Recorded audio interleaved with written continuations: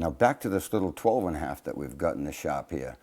This boat came in because it went up on the rocks and stove a hole up on the starboard side up forward, and there was a few other things wrong with it that were evident, but we wanted to get a real good look at it before we started working on it, and we're going to cover the after deck and different things like that. But there's things related to every project that we have to do on here that you might not really think would have to be done until you start looking at it carefully. Like when we cover this after deck, the bulkhead's gone. It's already been replaced once, but we've knocked it out of there so you can get a look underneath there. And there's things underneath there that are a lot easier to get at with the bulkhead missing. We have to get at some bolts down inside here because we're going to put a stern post in it. That was chewed up on the rocks.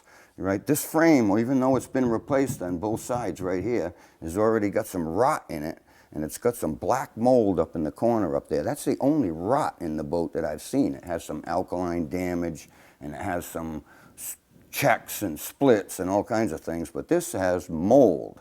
So we're going to extract the two frames here at the bulkhead, replace those, put a new bulkhead in it, work back aft. We're going to replace two frames back aft, and then we're going to replace the canvas, the bulkhead, re-canvas it, and it'll be pretty well set back here. Now let's take a look up forward. You can see by the movement in the deck here that the clamp is no longer supported by the framing. The fastenings were copper fastenings. They were all wasted already. Someone had taken the shear strake off of it before and disturbed all of those fastenings. And then this shear clamp has got like a transition. It goes from low below the deck timbers to the deck level right up in here. And there's a number of other fastenings in here that were pulled right through the back of the plank here, right through the back of the shear strake. So we have to address those issues right there.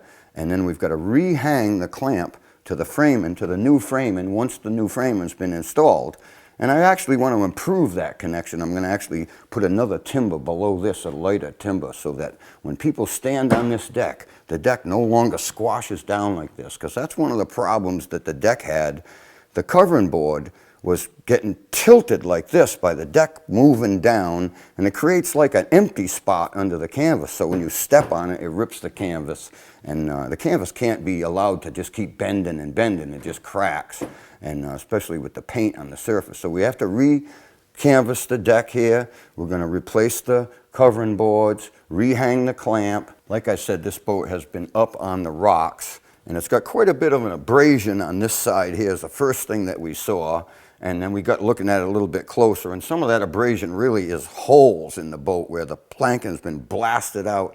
The damage is much more evident from inside than it is outside. This is where all that damage is that you see from the inside, and that's where it went on the rocks, and you see all the abrasion there. But the damage, like I said, it's pushed right through here, so this plank needs to be replaced.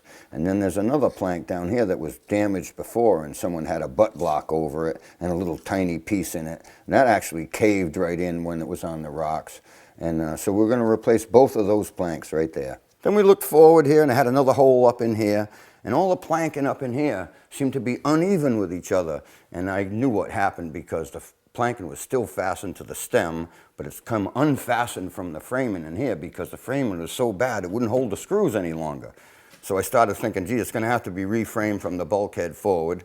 And we got inside there afterwards and found out that that was true. But we're up forward here, and we're looking at the bow end, and I've got the stem out, and I've got all the planking all sprung off this side right here. That was real easy to do. All I really had to do was unfasten it from the stem, and all these fasteners just let go.